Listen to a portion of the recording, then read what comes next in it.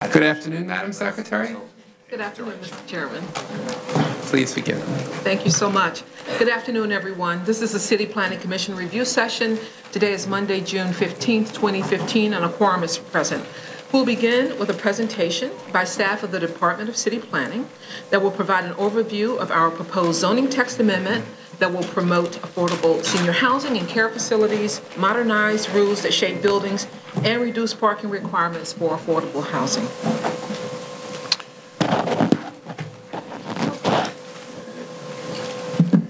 Actually, just before Howard starts on this presentation, I'd just like to say a few words. This is a citywide proposal.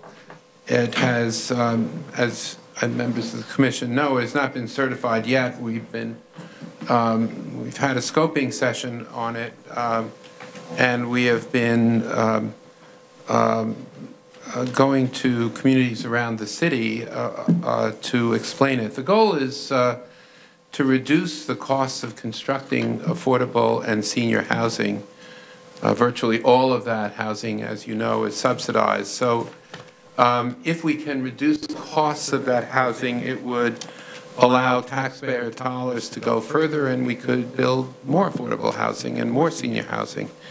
And there's also a component of the study of this proposal to make contextual zones, as you will hear from Howard and others, even more contextual and attractive. The amendments would not allow 1 square foot more of market rate housing. This is all about affordable housing and senior housing. Nevertheless, as we've been going around the city, there has been quite a considerable amount of skepticism about the proposal. I think many people don't understand it. They think it is complex, and it's our obligation to make it as clear as possible. There are some who don't believe that these very modest changes will reduce the costs for affordable and senior housing.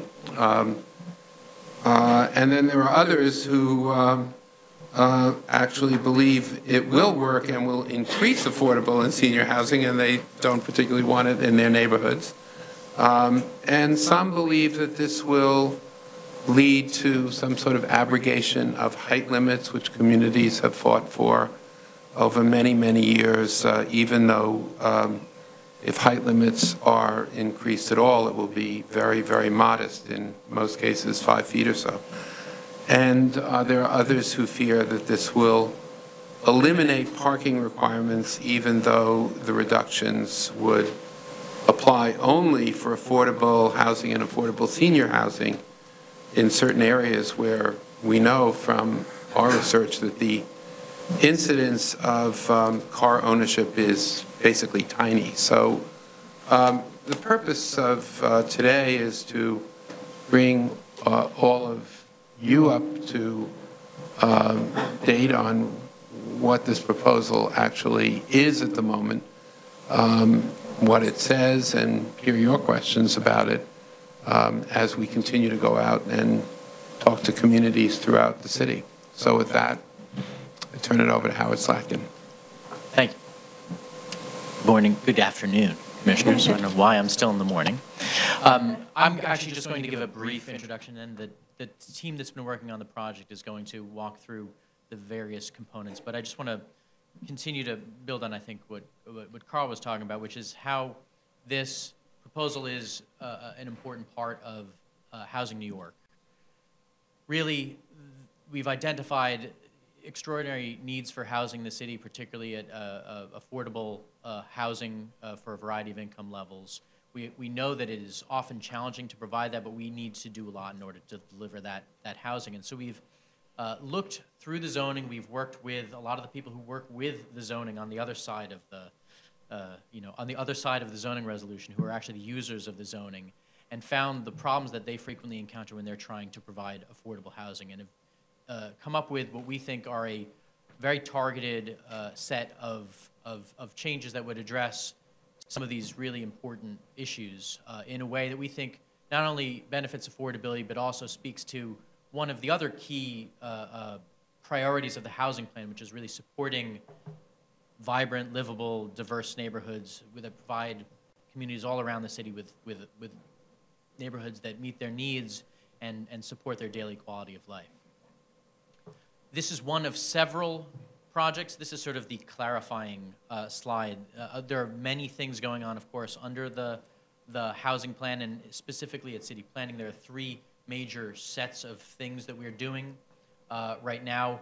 There are a series, of course, of neighborhood planning studies that are being undertaken in specific communities around the city where we think there are opportunities for mixed income housing that is planned as part of a comprehensive neighborhood-wide approach. There is also the development of a mandatory inclusionary housing program, which would be applied to future actions, including, for instance, rezonings emanating from the neighborhood planning studies. That is the subject of study by City Planning and HPD in particular, and we'll be coming back to the Commission with more on that. But this third category, zoning for quality and affordability, is really about making the zoning that exists in neighborhoods today work better to support our ability to complete the housing plan and to provide affordable housing within neighborhoods. The driving goals behind the proposal are, as Carl mentioned, to really address the cost issues, the barriers, the things that make it more costly, more difficult, more time-consuming, less competitive to build affordable housing than often other types of housing. And we found, interestingly, that some of the same issues are also issues that are discouraging better quality architecture, and we think that we can actually encourage better quality buildings through some very targeted changes to the contextual zoning regulations, which we'll go into in some more detail. And then there are some specific needs, in particular senior housing and care, which have long been privileged in the zoning, but really not in a way that's effectively produced the amount of senior housing and other senior facilities that we need around the city. And then finally, this is a theme that comes up frequently before the Commission, but the parking requirements associated with affordable housing and how they pose a unique challenge to the development of affordable housing, where you really don't have revenue to offset the cost of providing the parking, and you have a population that makes less use of that parking even when it is provided. So that is one of the really important cost considerations here. So the presentation flows in three main segments. We're going to first talk about the senior housing and care facilities, then about modifications to the contextual zoning regulations, and finally parking regulations. We'll start with Stacy, who will talk about the senior housing.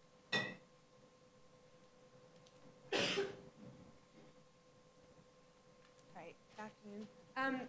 So this section of the proposal is really aimed to look at how we can promote and encourage affordable senior housing and also senior long-term care facilities. We know that the population in New York City is aging.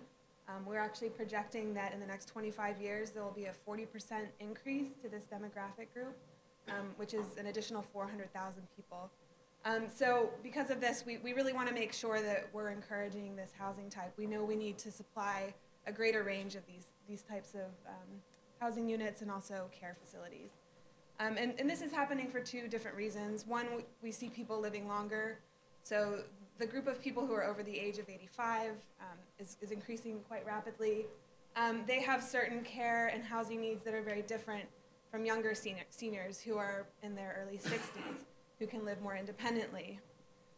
So we've been taking a look at these housing types, and just to explain what we mean when we talk about affordable senior housing, this is really independent housing, but it's low income, so it's restricted by income, and it's also restricted by age. These tend to be smaller units, but also have larger common areas within the buildings. To produce this housing type, it really requires public subsidy. It doesn't really occur on its own, but it's become increasingly more difficult over the years to produce this housing type because we've lost federal sources, such as the HUD 202 program, which has been cut.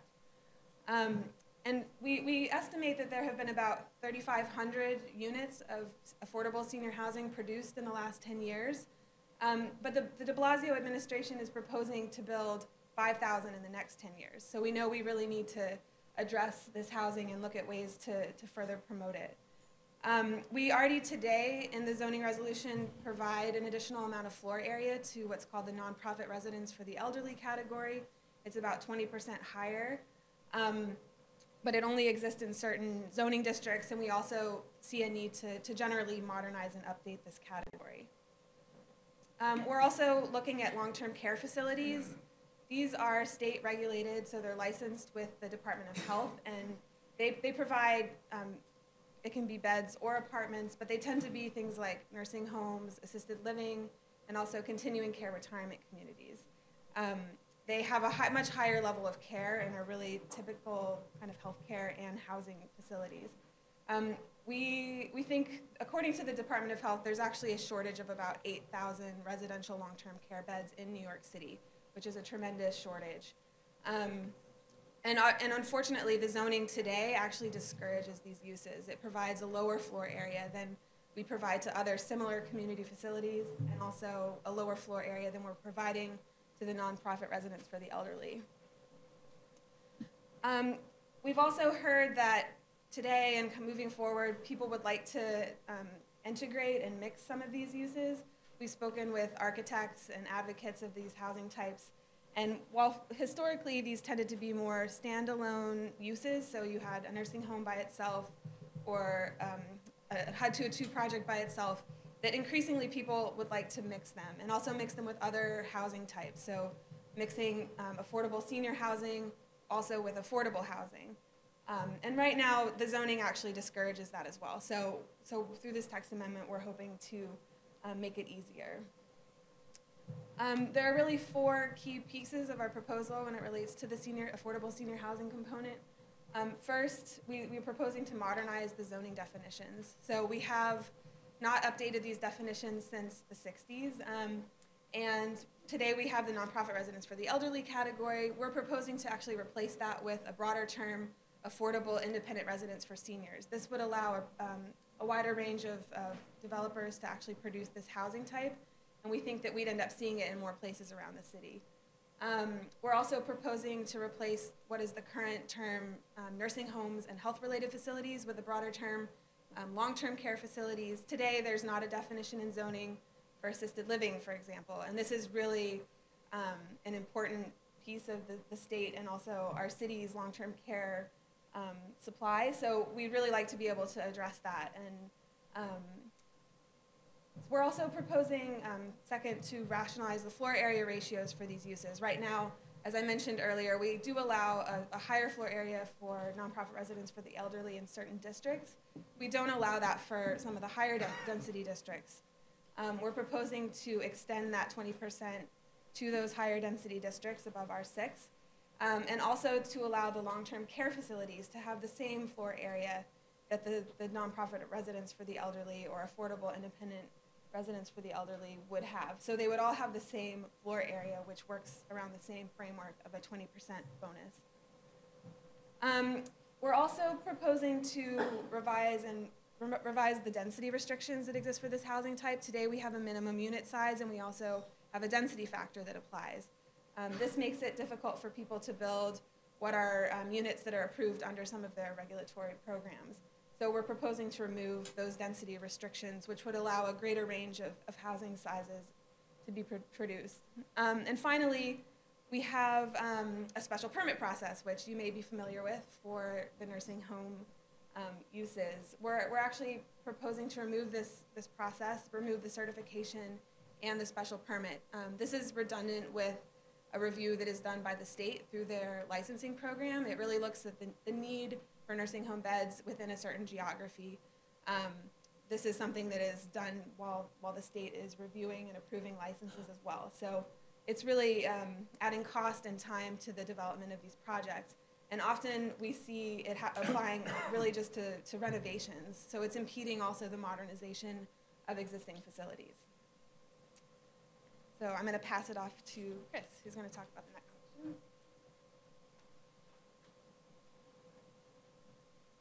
Thanks, Stacy. Next, we have our proposed modifications to the rules that shape buildings, so what we call our building envelope controls. The proposal includes updates to rules that shape residential buildings in medium and high density areas of the city. Specifically, these are the R6 through R10 zoning districts and their commercial equivalents. Our contextual rules are intended to create buildings that reflect the general character of their surrounding neighborhoods. They require buildings close to the property line and have requirements for street walls and maximum building heights. These regulations are different in each zoning district, reflecting the varying densities permitted in them. They're required in contextual zoning districts, which are denoted through a letter suffix, such as in R6A. In those zoning districts without letter suffixes, these provisions are optional. These contextual zones were established in the 1980s to promote mid-rise housing that better fit within neighborhood fabric. We like these rules and have required them in many of our rezonings since then. However, since the 1980s, there have been a number of changes in residential building practices to which zoning has not kept pace. These include safety and building code changes like sprinklers and heightened ADA requirements, new residential construction methods, improvements to best practices for residential design, including higher floor-to-floor heights, and a greater degree of development taking place on irregularly shaped lots. To give some examples, our assumptions in 1987 were that floor-to-floor heights in residential buildings were approximately 8'8" floor-to-floor. This is not only lower than today's best practice standards of about 10-foot floor-to-floor, it's lower than much of our pre-war housing stock. The original provisions also assumed low ground floor heights that today make for poor quality ground floor retail or ground floor residential spaces. You can see on the drawing on the right that the residential units are fronting directly onto the sidewalk rather than being slightly elevated like the building on the left. By not keeping pace with those changes, rules in contextual zoning districts are currently making housing more expensive to construct while discouraging quality ground floor retail and residential spaces and encouraging boxy, flat buildings with undifferentiated facades. In buildings trying to accommodate inclusionary housing, these problems are heightened as the additional floor area associated with the program is currently forced to fit within the same height limits. Unfortunately, this has often deterred people from using the program despite the bonus floor area. Many of these issues were pointed out by the Citizens Housing Planning Council's recent study, the Building Envelope Conundrum. Our goal is to strengthen contextual zoning regulations with limited changes that help them better serve their original goal of contributing to the fabric of the neighborhoods where they're mapped. To do that, we've spoken with architects, housing advocates, builders, and our sister agency, HPD, to understand what are current best practices for residential building design and construction. We want to make sure our regulations allow for buildings that achieve this standard and can better match their surrounding neighborhood character, whether they're in a residence district or a commercial district, because as you can see, each has unique qualities that should be reflected in our regulations.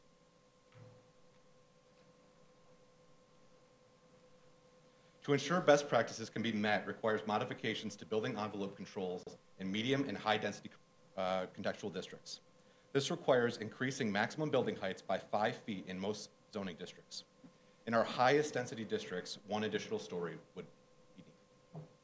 In addition to this, modifications to upper story setback requirements and corner lot rules would allow buildings that are more in keeping with their context and allow for more efficient construction. We're not proposing any increase in permitted FAR for market rate housing. Rather, these modifications will allow the existing FAR to be accommodated in better designed buildings that are constructed more efficiently. For developments with affordable housing for seniors or inclusionary housing, which are allowed additional floor area, we are proposing sufficient room to fit this housing. This would amount to 1 or 2 additional stories in most cases, and 3 to 4 in only the highest density districts where existing height limits severely limit the efficacy of these programs. Senior and inclusionary housing sites would also be granted other limited flexibility to construct their building in an efficient manner.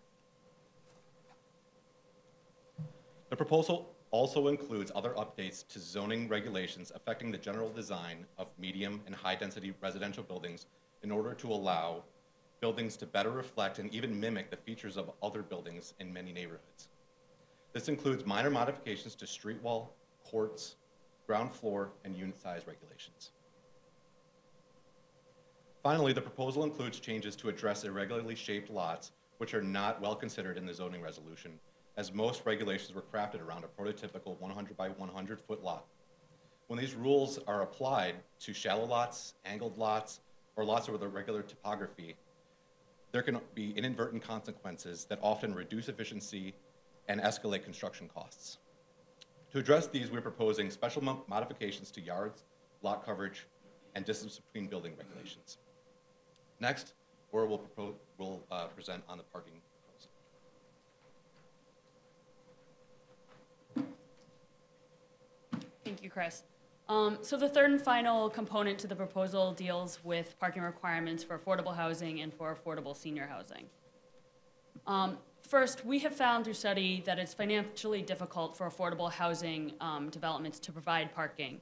It can cost up to $50,000 per structured parking space, and as a result, it typically costs on the order of $200 or $300 to park in this off-street parking space.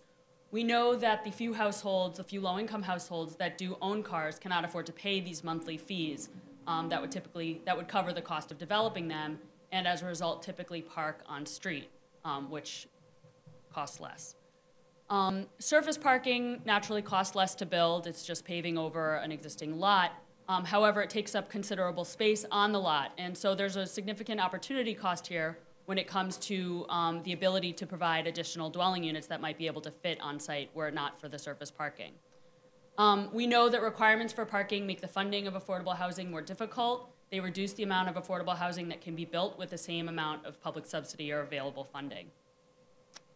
Our current parking requirements today for affordable housing require about half as many parking spaces as do the parking requirements for market rate units. The parking requirements for affordable senior housing are even lower. It's about 60% less than what's required for market rate housing. And within the Manhattan core, downtown Brooklyn, and Long Island City today, we have no parking requirements for affordable housing. There are zoning waivers available if you build a small number of units or your lot is smaller than a certain size, depending on the zoning district. However, no such waivers are available to affordable senior housing. And as you'll see on the next slide, this is sort of particularly contradicts what we see in terms of car ownership rates among these households. Roughly 1 in 5 recent affordable housing developments qualified for waivers through zoning. However, not all of them chose to take advantage of this. Many of them also took advantage of mayoral overrides for the parking requirements. This is only available, however, for publicly owned sites, and as time goes on and these publicly owned sites get developed, we're left with a smaller number of sites that have the opportunity to obtain a mayoral override. So we've been looking closely at car ownership rates among low-income households and low-income senior households, and we found, in fact, that low-income households do own fewer cars, and this is especially true in dense transit-accessible neighborhoods. Low-income senior households have even lower rates of car ownership, regardless of where in the city they live. You can see the table on the bottom right shows car ownership rates among all housing units or residents of all housing units, low-income housing units, the HUD 202 senior housing or the affordable independent living for senior housing type, and then the state-licensed senior long-term care facilities, and these are really nursing homes.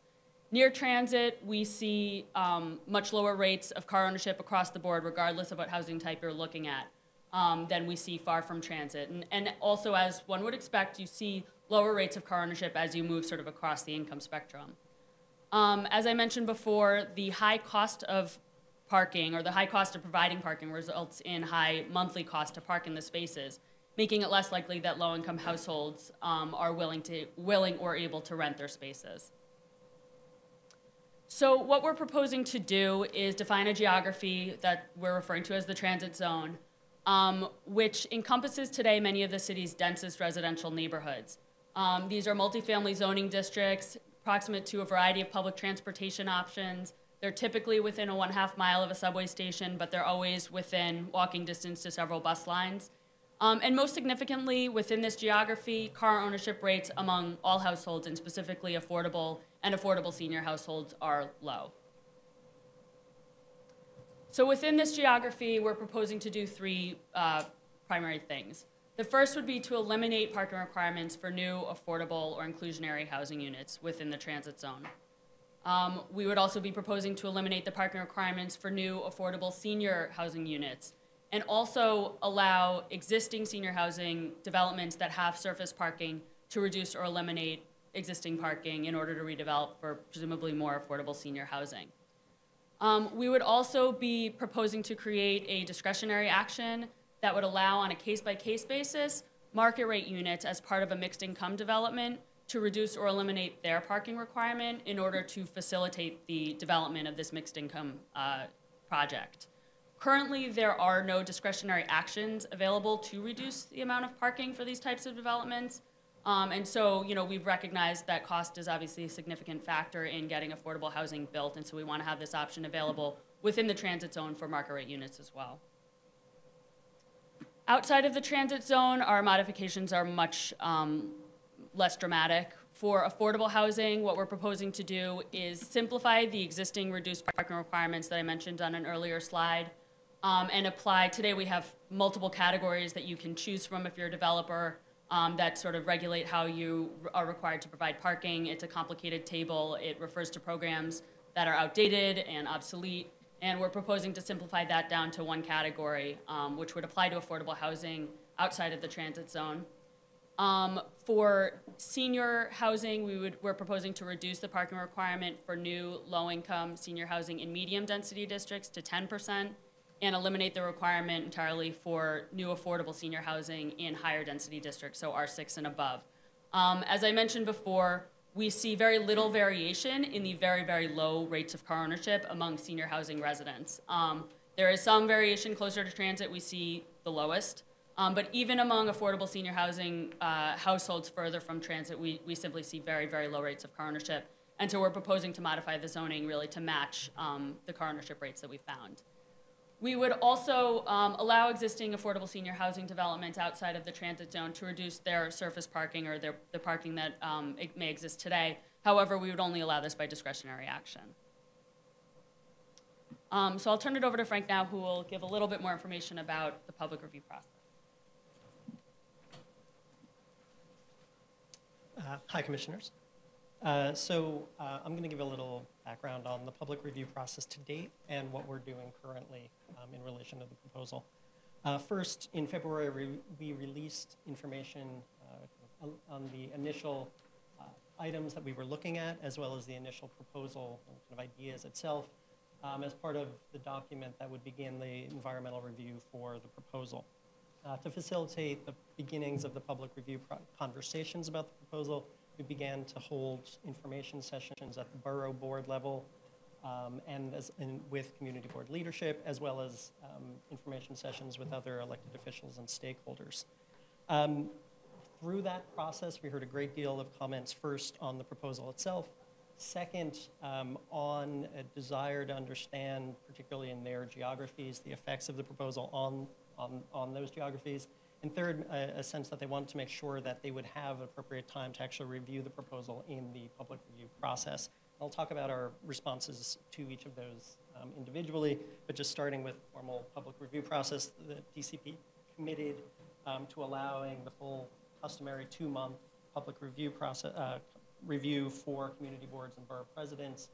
After the summer recesses of community boards, one of the concerns people had was that they would not, given the summer review, they wouldn't have the ability to actually review it.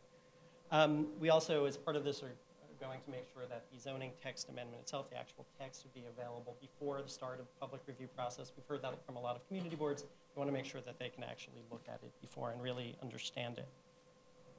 So talking about some of the things that we heard as part of that process, we heard comments on the elements of the proposal. One of the things we heard a great deal about were some of the specific height changes associated with the contextual districts.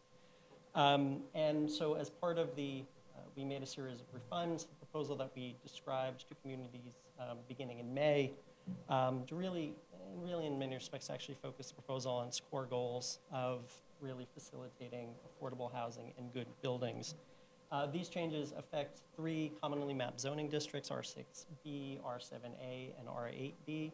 And with the changes that or refinements that we created, I think in total, 95% of all of the medium and high density contextual districts in the city see a height increase of 5 feet or less for a regular building, and for those providing affordable housing through the inclusionary housing program or through affordable senior housing, they would have that same 95% would see increases of at most 2 stories, but most of them actually seeing increases of only 1. We also attempted to, one of the things I've been it's been interesting kind of talking to communities about this proposal, is that the variety of the city is actually, the city and the kind of built form of the city is actually quite varied. And the zoning resolution that tries to regulate it is itself quite varied. And one of the things that we tried to do, or we were asked to do, is really look to see how we could bring what is a proposal that is citywide, but actually down to the geographies of individual community boards. And so something, we've never really done anything like this before, but what we tried to do is create individual community profiles, where we took all of the different elements of the proposal and actually identified what changes would be applicable in each board, and what those changes would be. These are now all online, and this kind of as a way to try to provide information that brings the proposal to the district level, as well as actually drawing all of the various contextual districts that we have in the city, so people can actually see particularly on the height issues, what the actual changes would be in those districts themselves, because the variance from an R6A to an R10A is actually quite high. And also is something that I think, to the point of communities wanting to have a better, and make sure they understand the proposal before we begin the actual public review process. In some respects unprecedented for us, we actually offered to go to every community board before the start of public review. We offered all 59. I believe there were only a very limited number that actually didn't accept that offer, but to date we've had approximately 40 meetings with community boards, and this is on top of the kind of ongoing outreach that we have to other stakeholders, including elected officials, to other kind of housing advocates and other groups, to make sure that they understand the proposal and the issues that we're trying to address within it. So that, in total, is the proposal, and I think we wanted to just open it up to your questions. Thank you, Frank, And team. Laura, Stacy. Everybody. Questions? Ms. Delos. First, I just want to say I appreciate the presentation and how, honestly, how detailed it has become as you've sought to explain this to folks in the neighborhoods. I think zoning can be complex, parking rules can be complex, and helping people understand what it means at the neighborhood level is critical, because obviously in many of the communities you're going out to, folks fought long and hard for contextual zoning, and they don't want neighborhood character to change as a result, even if they support more affordable housing. So I just want to say I definitely think that this helps communicate that much better than some of the original conversations. The question I have really has to do with the parking piece. I absolutely am in support of reducing parking requirements, both for senior and affordable housing. The question I have has to do with whether or not there was thought given to not just proximity to transit as part of reducing parking requirements, but also looking at average travel times in transit to employment. I kind of get it on the senior, but on the affordable side, as we go up the AMI levels, I'm just looking at particular Sunset Park. I think the average travel time to work in Sunset Park is 45 minutes. Maybe even an hour, and so it would be helpful to just kind of talk through that a little bit. And I'm just wondering if you look specifically at car ownership rates at differing AMI bands. Sure. So to answer the first question about travel time, one of the things that we did do, and you can sort of tell, I'll walk up to the map in a moment, is even areas that are proximate to transit and do have multifamily zoning and are dense. In some areas where we had both DMV data and census data that shows a lot of people who may commute to work by car or may live near transit, but we still see relatively high rates of car ownership, we carved them out. So Sunset Park is in, but Bay Ridge is not. Howard Beach and the Rockaways, and sort of out of respect for the time that it takes to get from the Rockaways into Manhattan or some of the other central business districts. Portions of the Bronx, too, we made these modifications. The sort of driving factor, no pun intended, to the transit zone was not trying to change people's behaviors, but changing zoning to reflect existing behaviors. So where we saw existing rates of auto commutes to work, we, made modifications to the transit zone. Where we saw very long travel times, but very low rates of car ownership, rather than providing parking for cars that weren't there despite the difficulties of getting places, we felt let's, free up more funding for housing.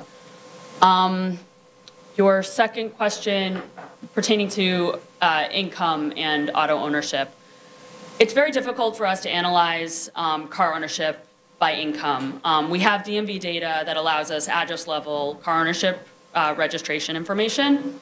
But to really know who the car is registered to, we have to know that the entire building is affordable or the entire building is market rate in order to have sort of a clean understanding of car ownership within a building.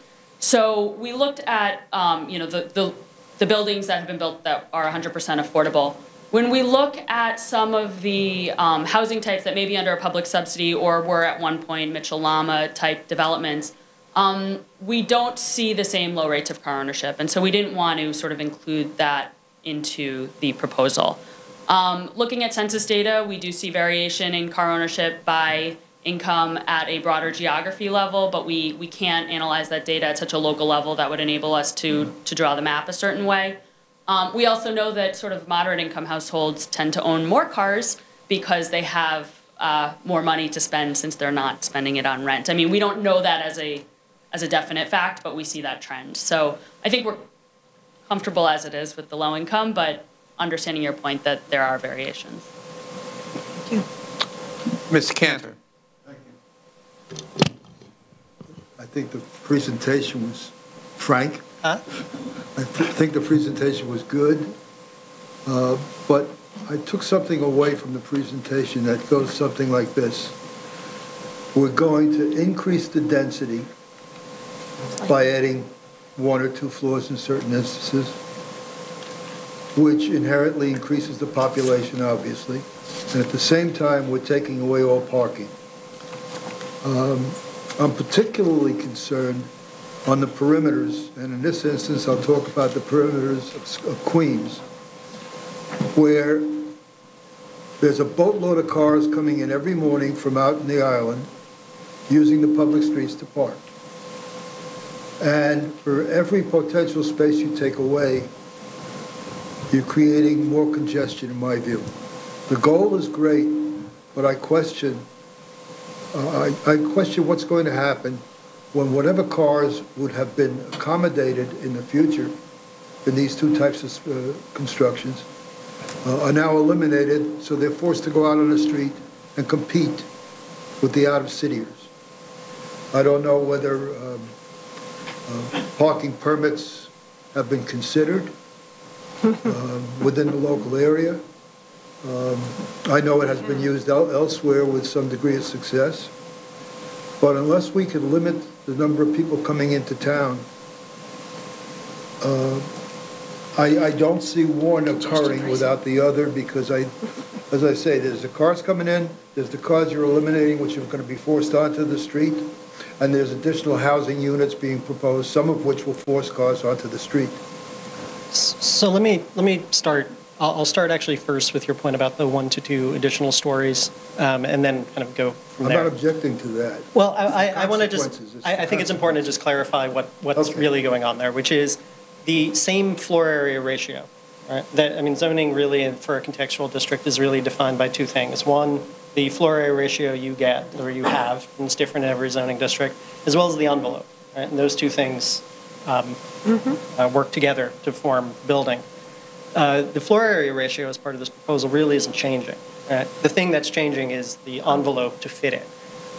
So the way I put it is I have a medium size shirt, I need a large size shirt to fit myself into it, and so that's all that it is, but it's not that in this instance, say the floor area is changing. You didn't get any. So we're not getting another shirt.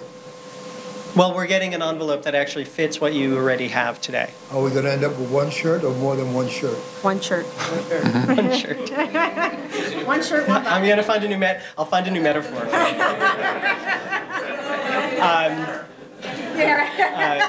Right. That's, I think. As long as you don't lose your shirt, Frank. Well done. But I think that's important because I think many people have kind of raised that concern that somehow by allowing additional stories, you're allowing more buildings to occur. And I think that's important it's one of the things that we always try to make sure people understand, which is you have the floor area today.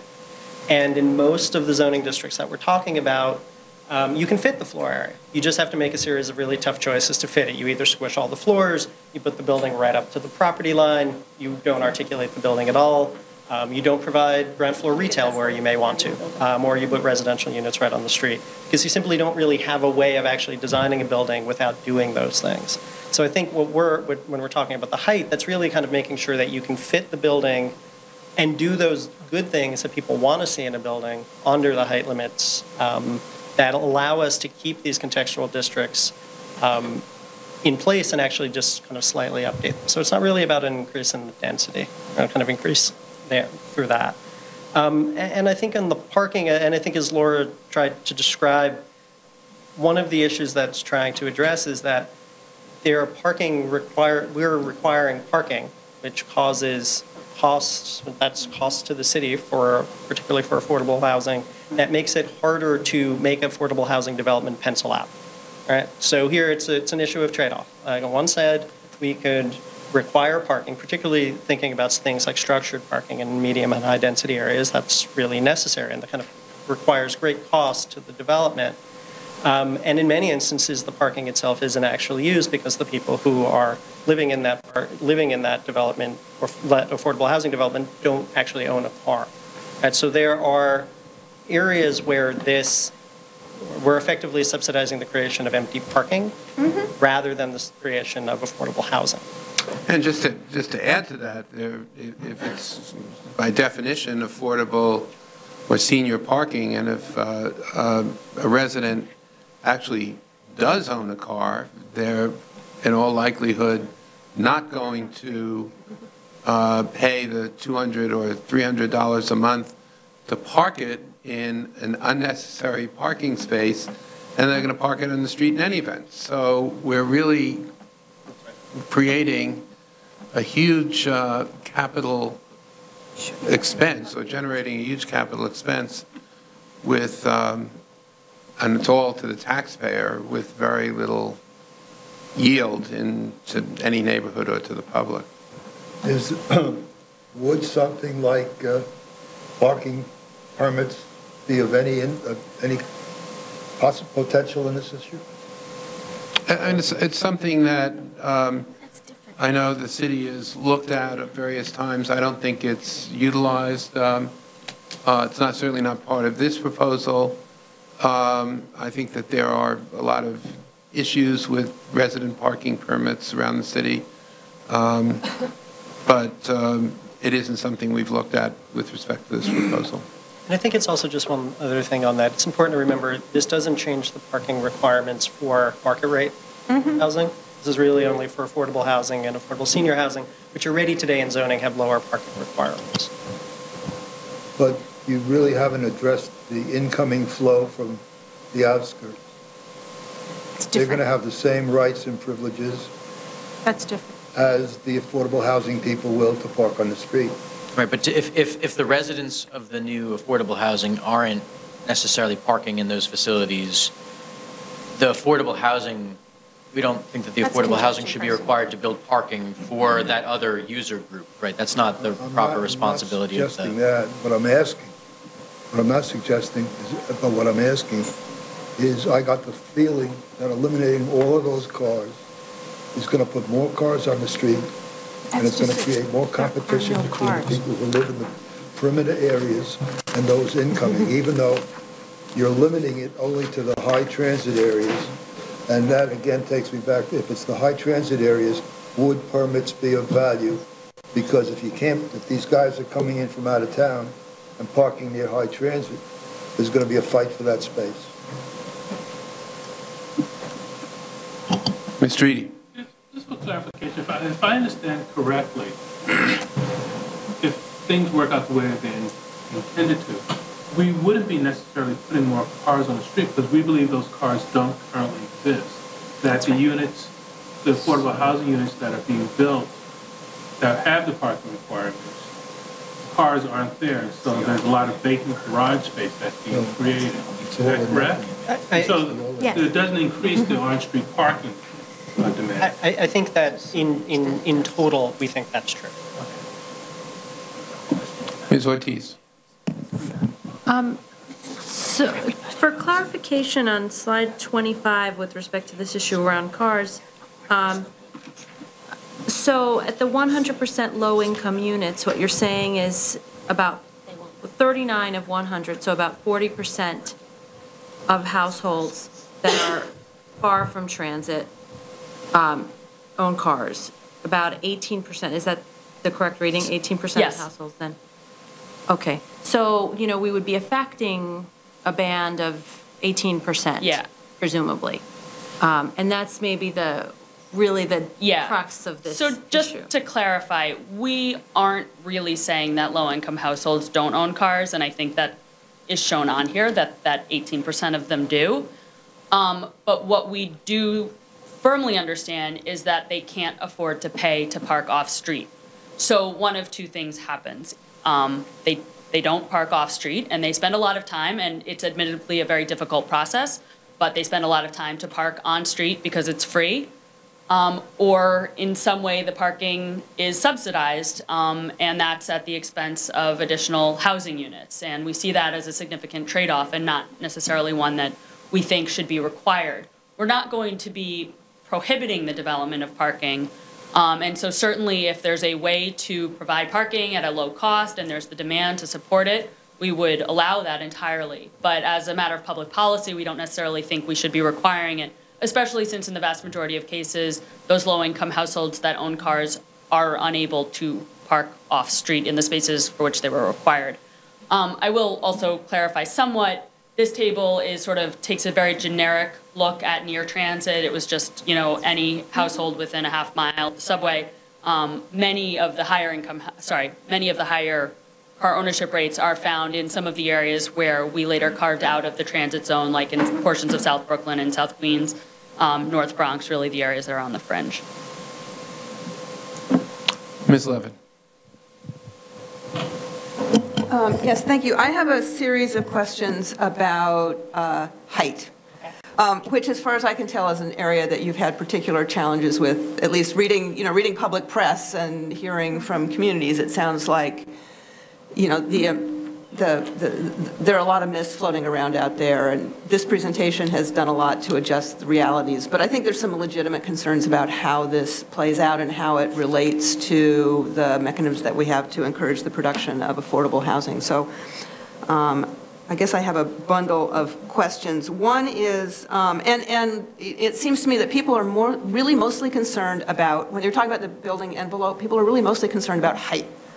Nobody really cares about yards, or some people care about setbacks because it makes for a lousy sidewalk experience, but of all of the issues that you're trying, all of the elements of the envelope that you're trying to provide flexibility for here, it's height that's the one that really draws the most public attention, because many of these communities are ones that have very recently gone through rezonings, and in the sort of plain vanilla case, accepted a zoning designation with perhaps some more floor area than they might have been comfortable with, in exchange for the understanding that they would be contextual zones, therefore have height caps. So that was a bargain that they were willing to strike, and now the city's trying to undo that bargain by relaxing the cap, allowing the full density to be used rather than having it tempered by the height cap, which was the relief valve that the community wanted. I mean, that's the way it sort of reads to me here. So one question is, how much of what you're trying to accomplish could be accomplished by adjusting the periphery of the building, the other changes that you're making, rather than height? What effect does this have on special districts? I think some of which relate to contextual rules and some of which have their own height caps. Are you monkeying with the special districts? And how does this relate to the inclusionary housing plan? I know the housing plan does indicate as a priority making some changes in the voluntary program. I think there's some elements of the voluntary program that we all know don't work very well. It's going to have to be coupled with these text changes in order to get the kind of affordable housing we want to make. And are you, is HPD looking at a set of, or you or HPD, I guess it's text, so it has to be both of you together, looking at improvements in the voluntary program that could then be coupled with these height limits to make the whole thing more palatable? So I'll start with talking about height. I guess I would say it this way. I think, to your point, I think most of the way, most communities, when they think about the zoning they have, don't think about court regulations, right? They think about height, particularly in the contextual districts. And so, I think we are very sensitive, and we want to make sure that the changes we're making are actually very sensitive to those conversations that occurred when those rezonings occurred. Right? So I think we're, trying to make the changes as limited as they needed or had to be to actually reflect contemporary best practices. And so that's kind of point number one. Point number two, I think, quite honestly, if we could do anything to not have to make changes to the height, if there were anything left that we could do, we would love to do it. But I think, quite honestly, one of the things that we've seen, even with the other limited changes we're making, we had to make adjustments to the height to actually better reflect. And I think it's important to remember it's really reflecting two things, particularly ground floors. It was an issue where there were many instances where you just had the difficulty of building a ground floor of retail use that actually worked, or you had the one thing that everyone in any community, when we've talked about this, they get this point, which is our contextual rules sort of in total are forcing, if you have a building that is a residential use in the ground floor, the unit itself to actually be right at the grade of the sidewalk. And that makes for this condition where you walk by and all of a sudden the shades are drawn. It's kind of really not the condition of other neighborhood buildings. So those height changes we needed to get those we needed those to actually make the entirety of the building work. One of the things as a balancing mechanism to that we've included in the proposal is something that actually quite surprisingly contextual districts don't talk about, which are actually maximum number of stories. So that you can't, for example, you get an additional amount of height as part of this proposal and then just use it to squish in another floor of additional floor area. So you're limited both by the number of stories and the maximum height as part of the proposal. And that's true of all the zoning, that would be true of all the zoning districts. So I think we found with whatever other adjustments we were making, that height really was something that we had to address. And so we've tried to be as, just in summary, really sensitive to it as possible. That's why when we look at the contextual districts, we're really talking about something like 95% of them 5 feet. When you then look at the inclusionary program, particularly where you do get additional density, but you really don't have anywhere to put it, there were clear examples, I think, in CPC pointed this out, where you can't really develop the density, and particularly this is for buildings that are providing affordable housing. We wanted to make sure our zoning envelopes work for those. And I think it's one of the things I would say is when those conversations were occurring in communities, they were occurring under the idea that that program would work and those buildings would provide affordable housing. And if the envelope is the thing that's actually causing that not to occur, we'd like to correct that, provide a way for it to do. Special districts, there's something like 46 of them, each are special in their own special way. In general, our baseline rule is if there is something in a special district that really mirrors the underlying changes that we're making to the contextual districts, we would update that. If there is a special height or a special building envelope that exists in that special district that's kind of different than any of the underlying regulations, we wouldn't update that. So the kind of iconic example we always give is Clinton Preservation has a height limit of 66 feet. I assure you no other number in a zoning resolution 66 feet. We're not adjusting that as part of this change. However, there are places like West Chelsea that has on one street, it says the underlying regulations apply and then shows the height limit in a chart. And the chart, if we're changing the underlying height regulations, we need to update the chart to reflect that those two things are the same. And so there's a kind of scale of changes within that. I would say in summary, most of the special districts aren't changing. And one of the things that we did as part of those profiles is not only show the maps and show the kind of changes as part of this, the kind of underlying changes, but actually for each of the special districts have a page devoted to each special district and go into relatively extreme detail about what changes would be applicable in that district and what specific pieces of the district itself would change. So try to address those issues that we discussed. But I think our kind of main thought is just really reflect the underlying changes, not reopen neighborhood conversations about them. Good. And are those being well received in your community presentations? Yeah, I think because there really is more, those changes for the special districts are really more limited in scale compared to some of the changes to just the general underlying districts. I think people have been more, they've been understanding of those. Well, and it helps tone down the hyperbole that's surrounded a lot of this in the public conversation, I think. I'll just, on the subject of inclusionary housing and in particular, the aspect of the proposal that involves additional height for affordable senior housing and inclusionary housing is actually, I'm going to try and describe it without talking about my clothing. Or Frank's clothing for that. But essentially, the contextual zoning envelope, the idea of the contextual zoning envelope is there's a certain amount of floor area, give it enough room to fit in a form that will be predictable, responsive to the surrounding environment, but there's not a whole lot of additional flexibility. We have two categories of housing that get more floor area, right? It's inclusionary housing and affordable senior housing. And just fundamentally, adding that into that envelope forces one of two things. Either,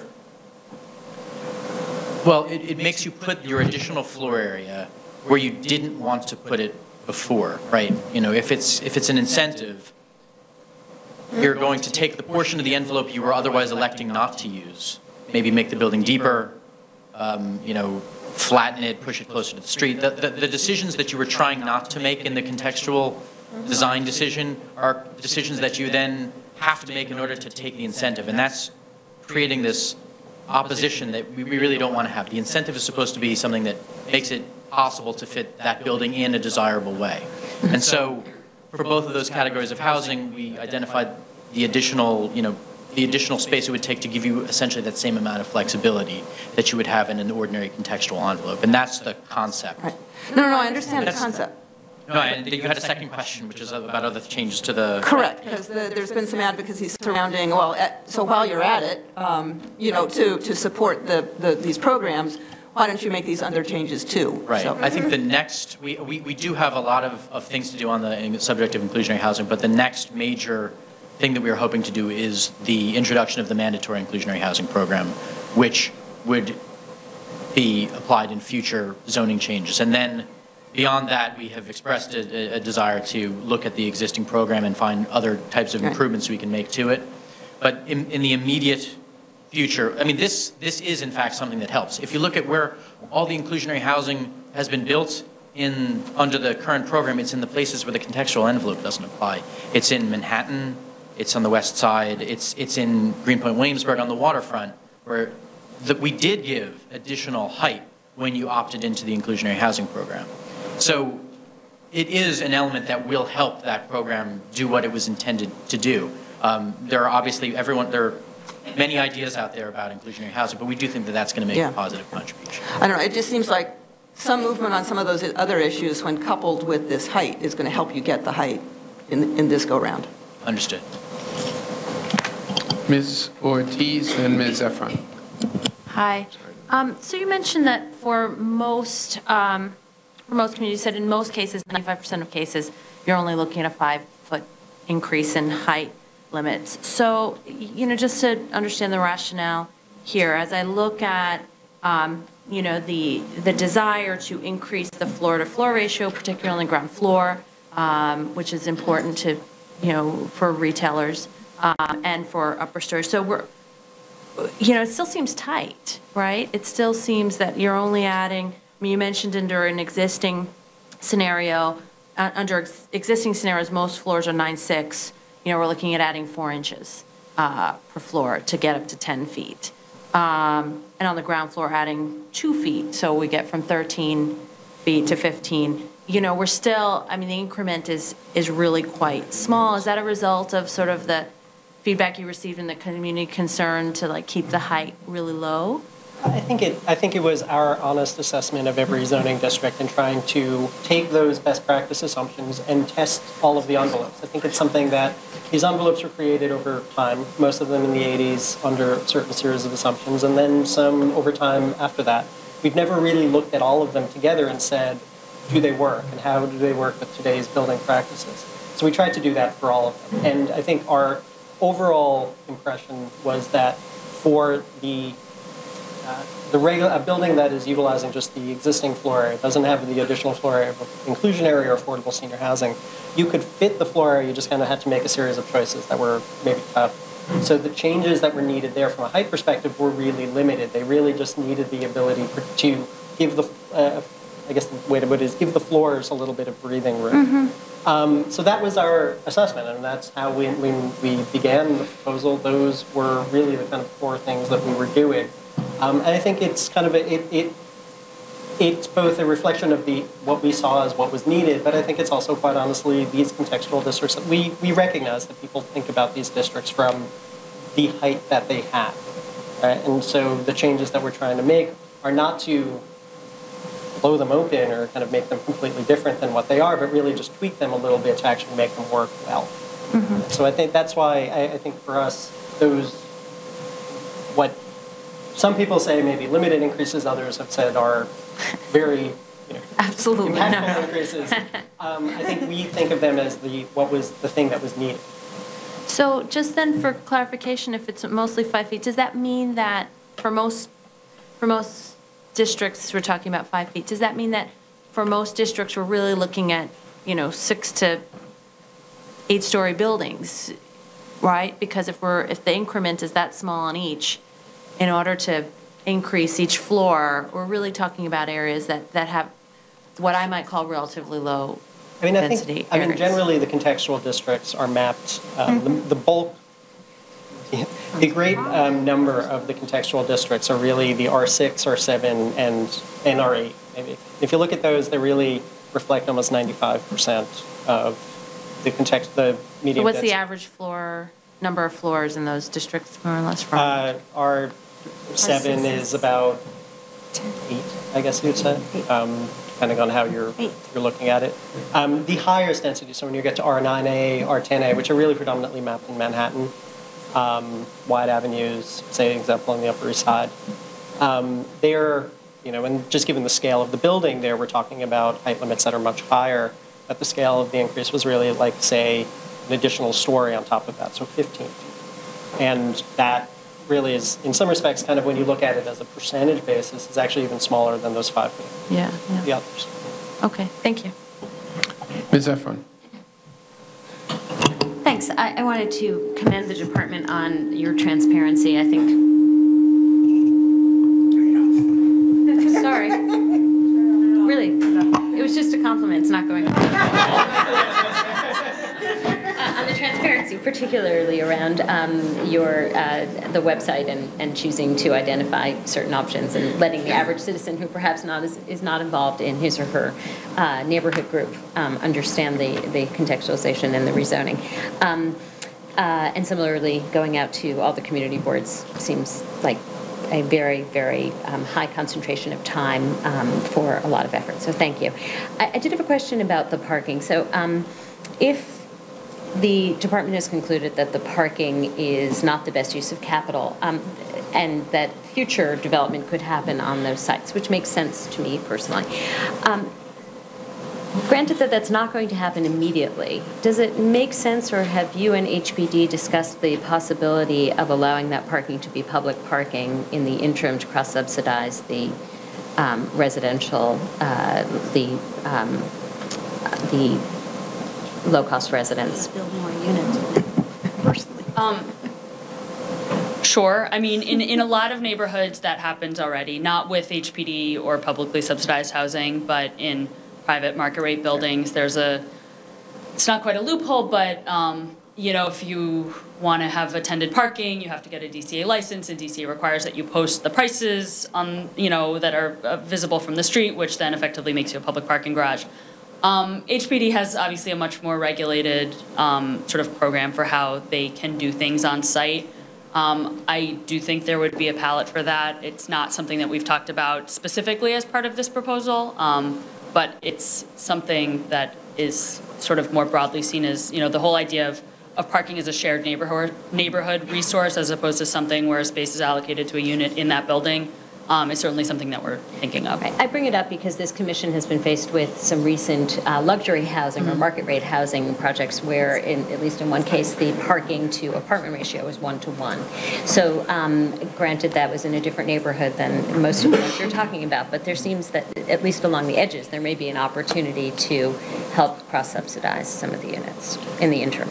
Just to add to what Laura said, I think it's an interesting question. The dynamic, as Laura's saying, between what happened, how parking spaces are actually used in neighborhoods is more complex than is commonly appreciated.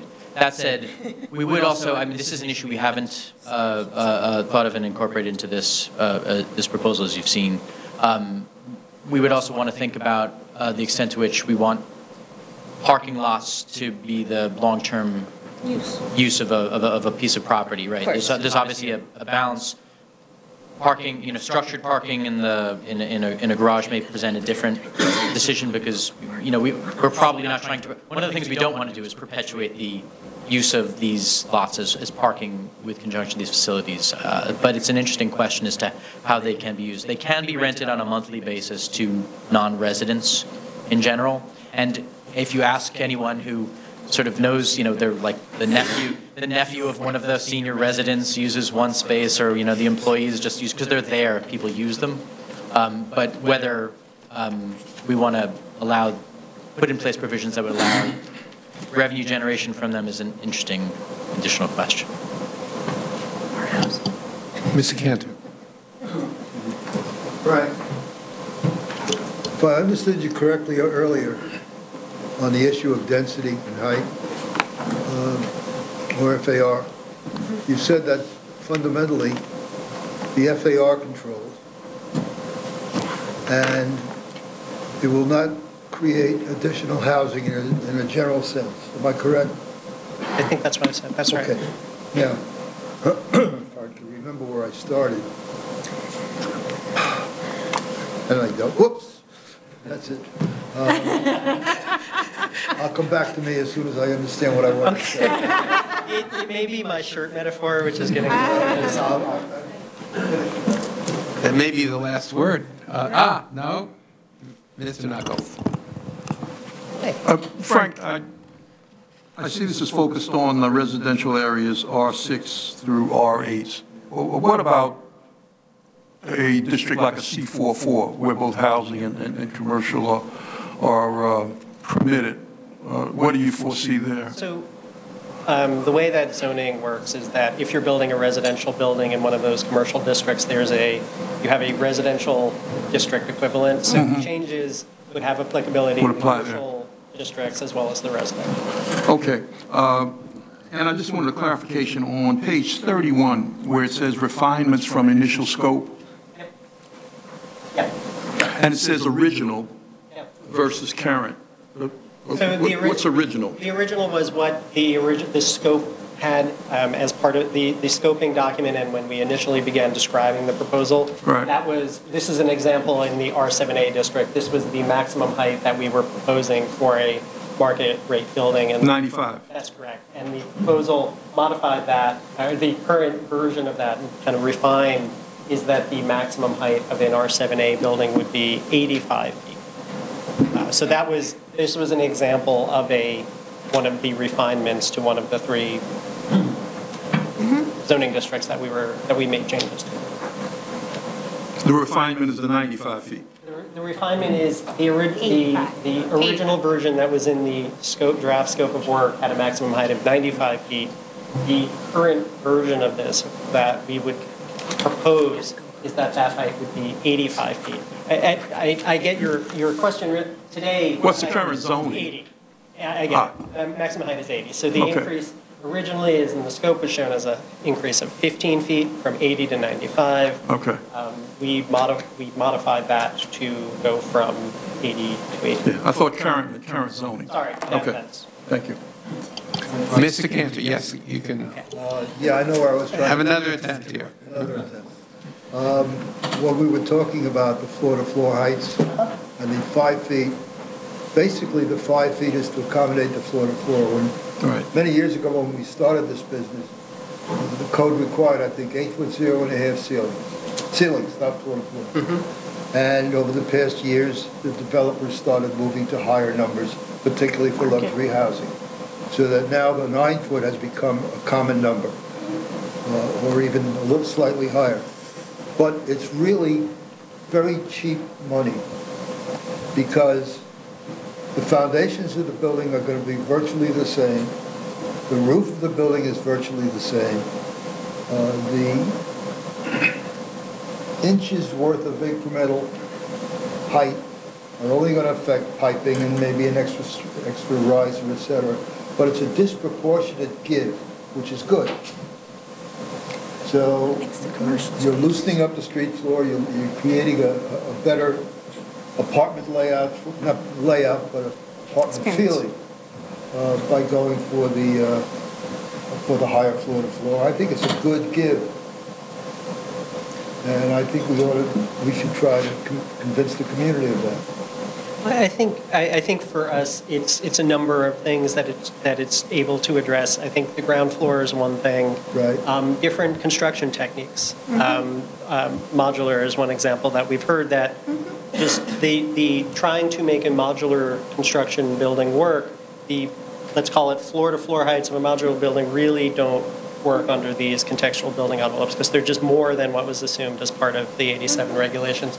Beyond that, I think it's important, and something that Chris said, is it's not only market practice has changed, but it's also other regulations that kind of guide the development of housing. So building code changes, other safety regulations have changed, and all of those things in total have kind of raised the floor-to-floor height of a building or of a residential unit. And that's true not only of luxury residential, that's true also of affordable housing, right? So the best practices for HPD affordable housing is really looking at 10-foot floor-to-floor height too, right? So that we're trying to accommodate really kind of the typical building best practices, not, super luxury best practice. I imagine to the point of if we gave more height, people who are trying to build 14-foot, 15-foot floor-to-floor heights, they would love it. But this is really, again, speaking to a good best practice residential building. And just add something Commissioner Cantor mentioned, these sort of if you start with an 8-foot floor to ceiling, Right. and you want to add a setback in the building on the right. Oh, I'm not. No, I'm just saying that you've illustrated something which I think is important. If you want to put in a transfer beam, you're losing a story of your building just by putting in the setback. So all these things come together. This is one of the reasons why you get the flat box, is because it requires less. The other rules are going to punish you for doing something that's not the flat box. So all of these different provisions, having just a few inches more of flexibility, does enable a lot more variety in the way that you can construct. Well, what you're really saying, though, you're stealing from the floor to floor on a typical floor. Because if you're going to be using a portion of that to put in transfer girders, transfer beams, then that is going to control the height, and thereby you would be forced to go down on floor to floor. So it's a trade-off. And what we're doing is we're not punishing people as much as the current rules would punish them for making that decision, right? Today, the rules really make it difficult for you to do that because you're gonna run into the overall height limit. So Ortiz. Hi. It strikes me that, and it was mentioned a little earlier, some of the responses is part of a marketing issue, how people are perceiving this as opposed to what it really is. And the concern around height has dominated the conversation. And I think as a pedestrian, most of us experience a neighborhood at the street level.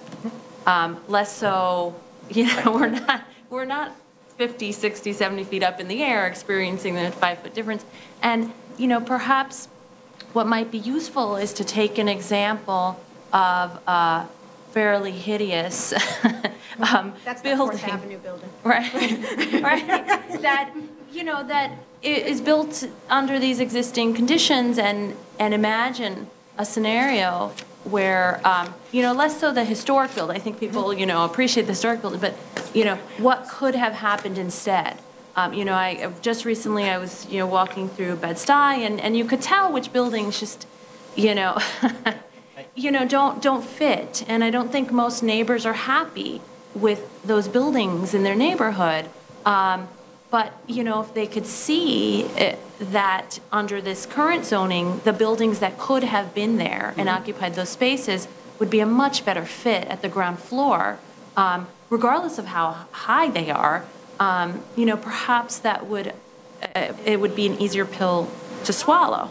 I think that's something that the AIA and the kind of variety of chapters of the AIA in New York has kind of expressed a very similar point, which is their members experience these rules, and when they're trying to design a building, they've designed many buildings under them, and trying and thinking, they themselves are thinking about trying to almost kind of look back and say, well, this is what we built, but if these changes existed, this is what we could have built, and actually be able to demonstrate that on, call it, real buildings in neighborhoods. So that's something that they've stated that they're doing, that they want to do.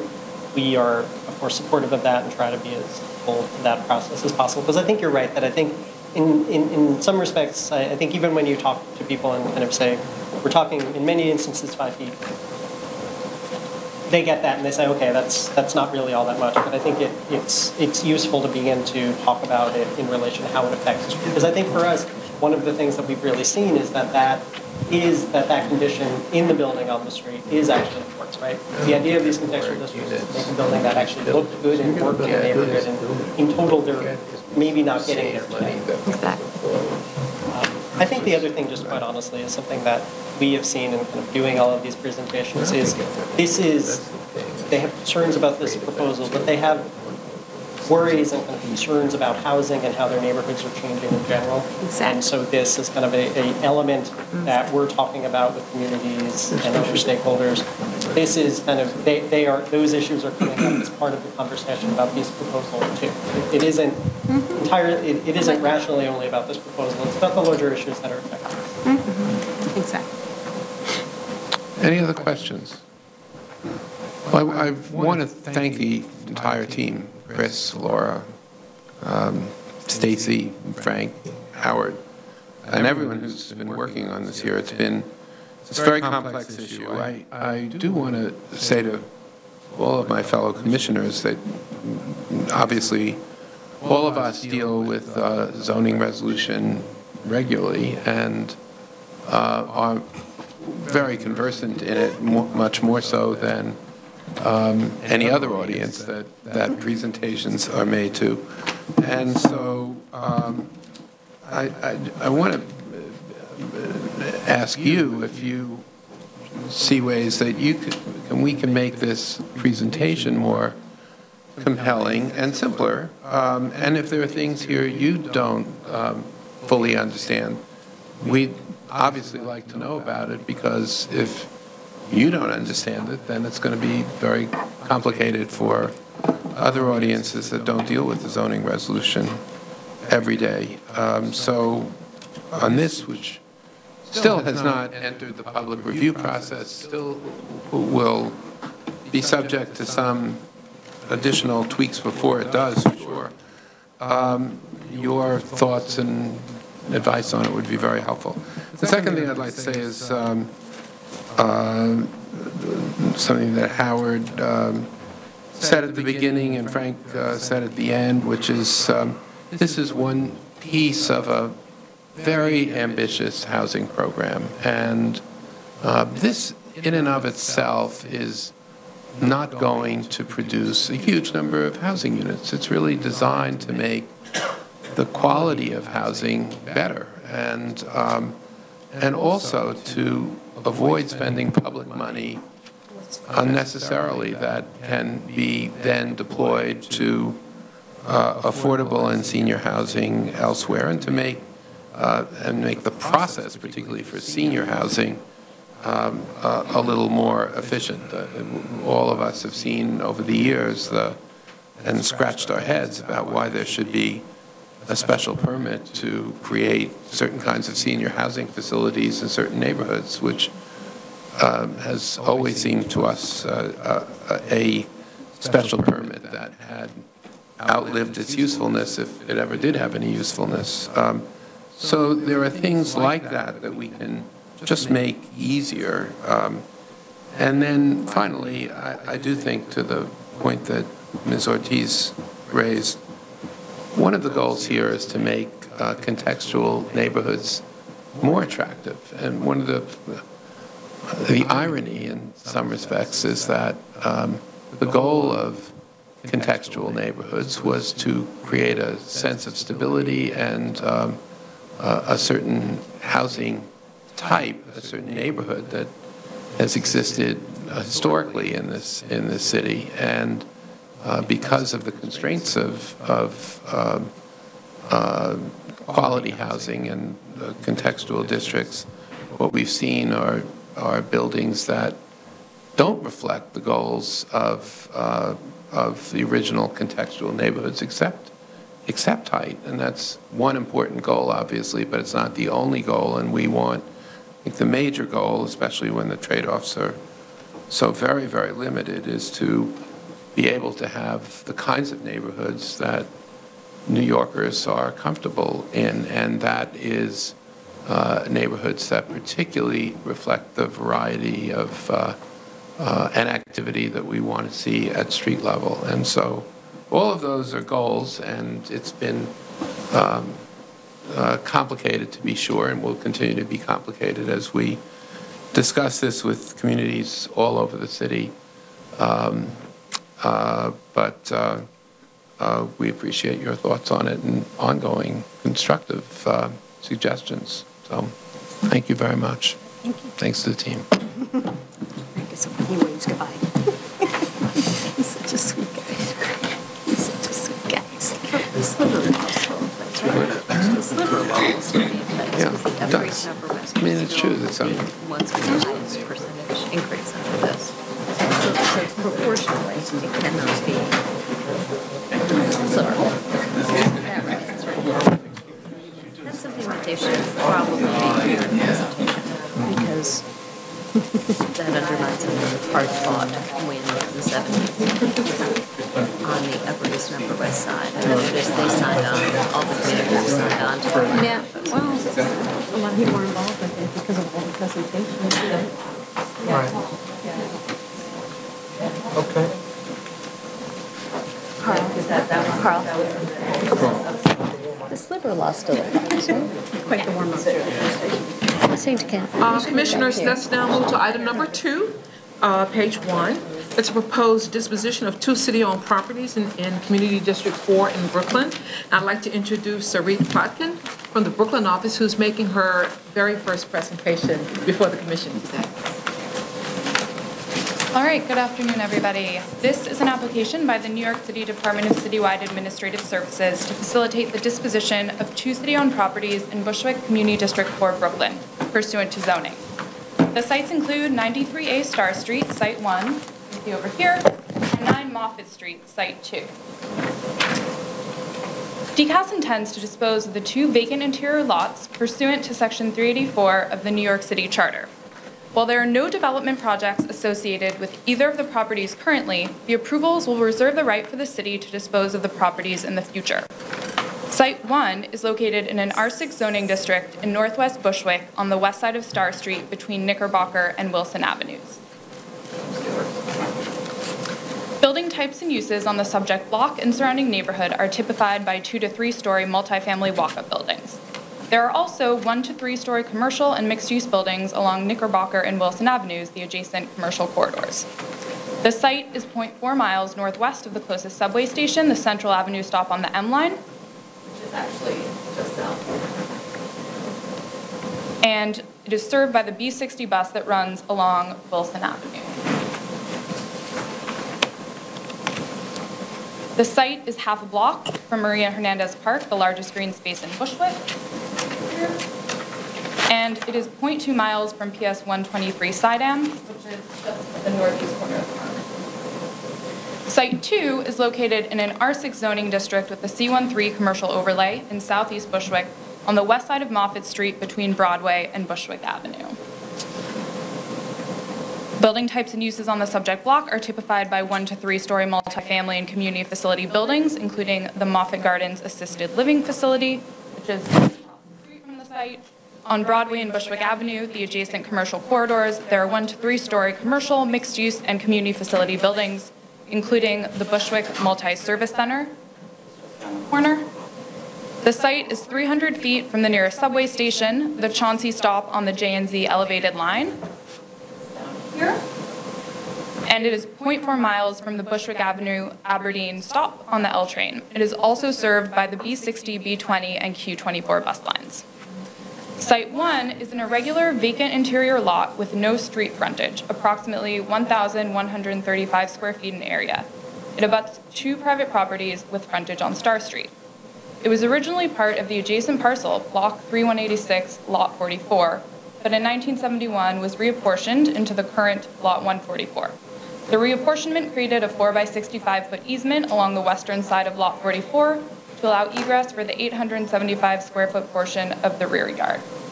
So as you can see here, that is the gate to the easement, the side yard, another image of the side yard, and the rear yard. The city acquired Site 1 in 1986 through in-rem tax foreclosure and has been the owner since. DCAS has entered into a short-term lease with the owners of Lot 44 to allow them access to the site. Site 2 is a 16 by 100 foot vacant interior lot of approximately 1,667 square feet with frontage on Moffett Street. The city acquired it in 1979 through in-rem tax foreclosure. The property was fenced off and has remained vacant, as you can see in the photos here. The city acquired it, the 3 other city-owned lots adjacent to Site 2 were disposed of between 1987 and 1992. Site 2 currently abuts 4 vacant privately held parcels that together comprise 8,000 square feet.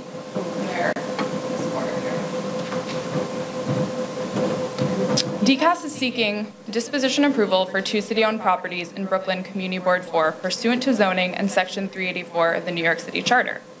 Given that it lacks street frontage, Site 1 is not considered developable and will potentially be disposed of through the DCAS Sale Away program, which authorizes DCAS to sell small and undevelopable city-owned parcels directly to adjacent owners. Site 2 has street frontage, is considered developable, and will potentially be disposed of through a New York City real estate public auction. There is no upcoming public auction date. In conclusion, while there are no development projects planned for either property currently, the approvals will afford the city the flexibility to dispose of them for future use. Questions for Reade? Ms. Deluz.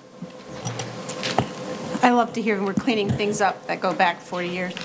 I don't have any questions about Lot 1, but on Lot 2, especially given what you said about its proximity to other sites that are developable, I'm wondering if there's been consideration about and the likelihood of it being part of a larger assemblage, of putting any discussions about affordability requirements as part of the sale. So my understanding is that DCAS has not broached that topic yet, given the infrequency of public auctions. There were no public auctions between 2009 and 2013, so there's, potentially time, there is potentially quite a bit of time before the next public auction, and I think we haven't broached those topics yet, but there is time still to discuss those issues. And I can definitely check with DCAS about that. Yeah, I can imagine that the local community would raise that same issue, which we'll find out. Indeed. Ms. Marin. Along those same line of questions, do we know who the owners of the other 3 empty lots are? I mean, that may help facilitate a better decision, because if they're in some kind of HPD program or whatever program, it may be of benefit to join it with those other for a better developable parcel. Yeah, so these two parcels on the corner that are in black here, those are actually sites that were disposed of under previous dispositions that I mentioned. So we are definitely, aware, or we're aware when they were disposed of who they were, but I'm sure that we can kind of look into that and find out more about that. Any other questions? Mr. Knuckles. I do have, the two prior lots that have been disposed of, they're not built on as we speak, right? They're vacant. Now, at one time, the city used to put requirements on auction off properties for something to happen regarding building on those properties, as opposed to just having the property sit. Hence, that's why they were auctioned off with the hope that they were going to be. So do we still have those requirements? Are people still required to build on the properties within a certain time frame? So my understanding is that those requirements are not necessarily part of the public auction agreement, but I think they can be part of it. I don't think they're automatically part of it. If I understand Mr. Knuckles' question, it's really whether the adjacent lots were subject to that provision, which I think we can investigate and let you know, because obviously if it is under a restriction to develop within a certain period of time, that would make this sale or the potential sale of this site much more appealing to that landowner. Any other questions for Sarit? If not, this is certified, and we'll have answers to your questions upon its return, if not sooner. Thanks.